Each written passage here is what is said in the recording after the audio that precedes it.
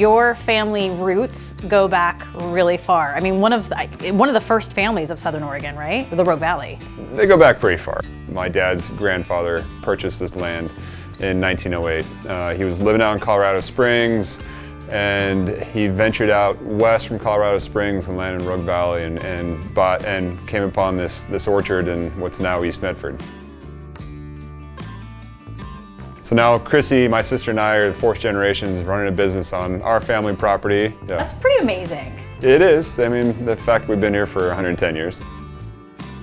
Who said you should plant some vines here? It was a conversation between my dad and his cousin Judd, and Judd's kind of been the family member that's ran the orchard for the last 50 some odd years. But it was really, let's diversify the property and let's find a crop that we can keep it going for generations to come. Yeah, and like so many other families, keeping those pears around, that's really a nod to where it all began. Absolutely. At what point does your dad say, let's make wine for us?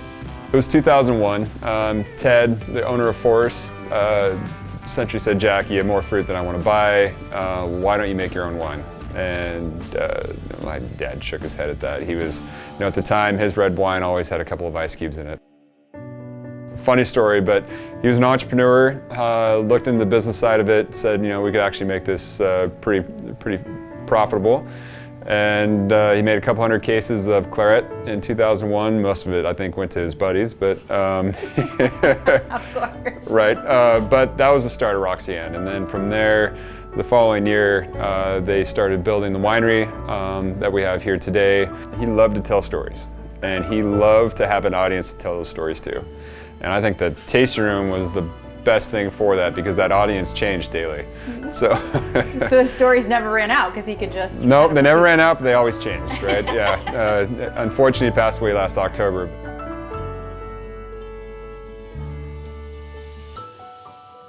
What do you remember about your dad, especially being here in the tasting room when you came back to work here for a little bit?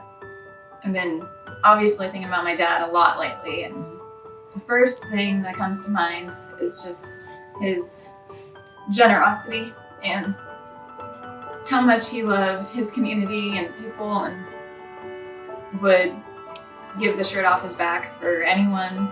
He's always there for people. Again, I think it comes back to community. He loved the Rogue Valley, and he loved that he created a staple in this community for people to come together. At 2020 barrel auction, we released a wine that we're calling the Jack. The Jack is a 2019 harvest of some Cab, Merlot, Malbec, Cab Franc. So it's like a first vintage of a claret, a very young claret. I feel very fortunate that he got the opportunity to taste it and was part of our wine club events last summer. But it's just it's a homage to him to say thank you for everything you've done. Barrel auction, I will say this, as you know, competition is like picking up. I mean, every year I feel like the wines just get better and better. Do you know what you're doing this year? Red, white? It'll be a red. Okay. Yeah, we're a Bordeaux producer, so it's going to be a Bordeaux. And the barrel auction's great, right? I mean, from the first year they did it to what we're doing now, we're finally getting the price points that we should be getting on these wines and raising the money that we should be raising for Asante Foundation. When Asante took over that event and made it the Oregon Wine Experience, it was absolutely a no-brainer. Between everything that the Asante Foundation does, my parents being older and having underlying health conditions, my wife's a nurse at Asante in the ICU and the ER, it made sense, right? We want to support our community and feel very thankful that the Asante Foundation is doing what they're doing.